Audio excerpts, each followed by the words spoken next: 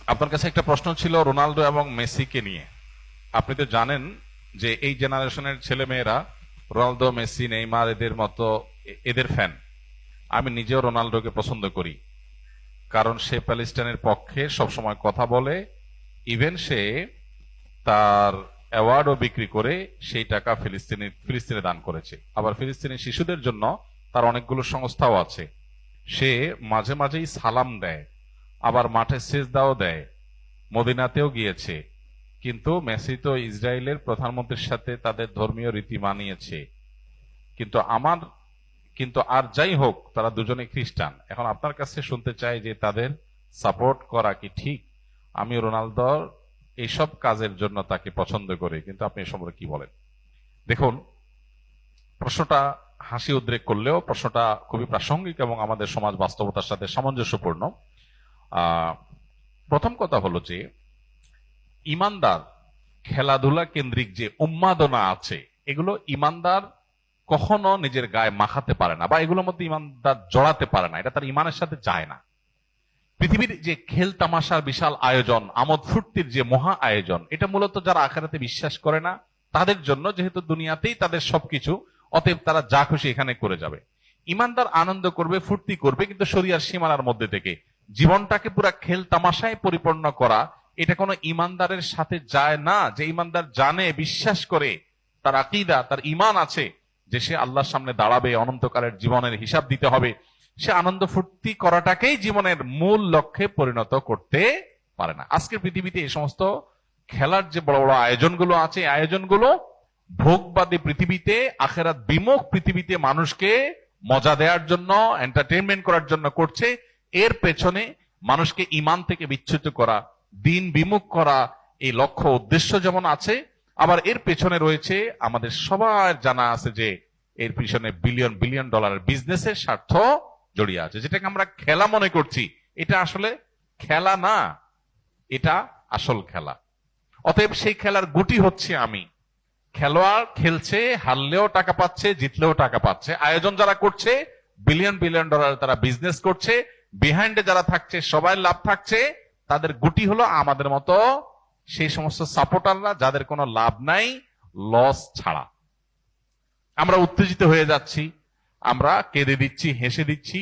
এই যে আমাদেরকে বোকা বানিয়ে মাঝখান থেকে তারা তাদের স্বার্থ হাসিল করছে। আমি নিজে যদি খেলি, আমার শারীরিক কসরত হয়, আমার ব্যায়াম হয়, স্বাস্থ্য ভালো থাকে, ইসলাম সেটাকে এলাও করে। কিন্তু এই জাতীয় অহেতুক কাজে জড়ানোটাকে ইসলাম এলাও করে না। নবী সাল্লাল্লাহু আলাইহি ওয়াসাল্লাম বলেছেন, মিন হুসনি ইসলামিল মারই তারকুহু মা লা ইয়ানি। একজন মুসলমানের ইসলামটা সুন্দর হয়, আল্লাহর কাছে গ্রহণযোগ্য হয়, অ্যাকসেপ্টেবল হয়, কোয়ালিটিফুল ইসলাম হয় তখন যখন সে অহেতুক অনর্থক কাজ থেকে বেঁচে থাকে। এখন আপনি যদি এই জাতীয় অহেতুক কাজ, যেটাতে আপনার দুনিয়াবি কোনো ফিডব্যাক আসছে না, আখিরাতের কোনো ফিডব্যাক আসছে না, অর্থবহ কিছু আসছে না, সেটাতে আপনি যদি এরকম মত্ত হয়ে যান, সেটা আপনার ঈমান আমলের সাথে সঙ্গতিপূর্ণ নয়। এই জন্য এটা থেকে আমাদের বিরত থাকতে হবে। এটা হলো মূল কথা। এবার আসা যাক, খেলোয়াড়দের কোন খেলোয়াড় ইসলাম, মুসলমান, মুসলমানদের স্বার্থ, মাজলুমদের স্বার্থ তার মাধ্যমে রক্ষা হয়, সেই কারণে মুসলিম মাত্রেই তার প্রতি সিম্পেথি চলে আসবে।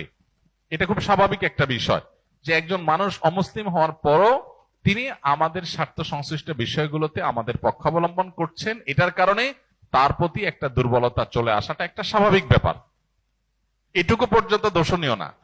কিন্তু সিম্পেথি দেখিয়ে আপনি বিসমিল্লাহ বলে তার খেলা দেখা শুরু করে দিলেন, যে আমি যেহেতু তার সাপোর্ট করি বা তাকে, তার এই কাজগুলোকে পছন্দ করি, এই জন্য তার খেলাতেই লেগে গেলাম। তাহলে তো মুশকিল। এখন আমাদের দেশে যে আর্জেন্টিনা, ব্রাজিল, বিএনপি, আওয়ামী লীগের মতো মুখোমুখি অবস্থান আমাদের দেশে দীর্ঘদিন পর্যন্ত যে চলে আসছে, ওই জায়গা থেকে রাজনৈতিক বিরোধের মতো এই খেলার ক্ষেত্রেও মানে কাজ না থাকলে যা হয়, এত বেকার মানুষ এদেশে, সুবহানাল্লাহ।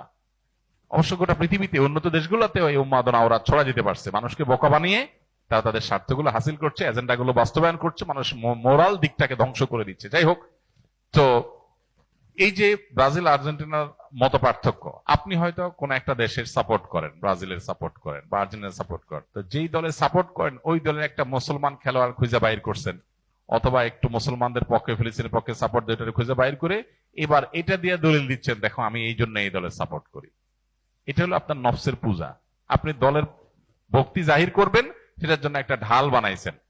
ইন্নামাল আমালু বিন্নিয়াত। আল্লাহ জানেন আপনি কেন এই ধান্দা করেছেন। এই জন্য এসব কিছুর ঊর্ধ্বে উঠে কোন একজন খেলোয়াড় তিনি ফিলিস্তিনিদের পক্ষে, মাজলুমদের পক্ষে, শিশুদের পক্ষে তিনি অবস্থান নিয়েছেন, জালেমদের বিরুদ্ধে অবস্থান নিয়েছেন, সেটাকে আমরা অ্যাপ্রিসিয়েট 100 বার করবো, এবং সেটার কারণে তার প্রতি আমাদের দুর্বলতা অবশ্যই আসবে।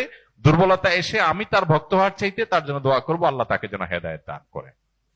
এটা হলো একজন ইমানদারের স্টেপ, একজন ইমানদারের প্রকৃত অর্থে পদক্ষেপ।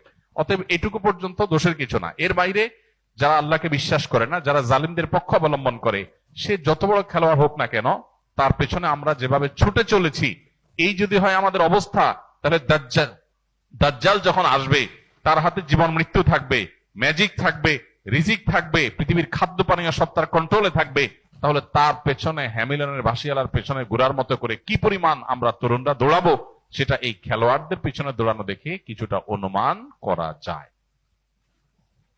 একজন খেলোয়াড়ের পায়ের ভেলকি দেখে যদি আপনি তার ভক্ত হয়ে যান, তার আদর্শ, তার আইডিওলজি, তার ইমান কুফর সংশ্লিষ্ট বিষয়, তার অবস্থান, তারপরে জুলুম এবং অত্যাচারীদের পক্ষে তার অবস্থানে সবকিছুকে ছাপিয়ে শুধু তার খেলার কারণে যদি আপনি তার ভক্ত হয়ে যান, তাহলে আপনার আদর্শ বলতে কিছু নাই। আপনি জাস্ট একজন আপনার নিজের প্রবৃত্তির পূজারী।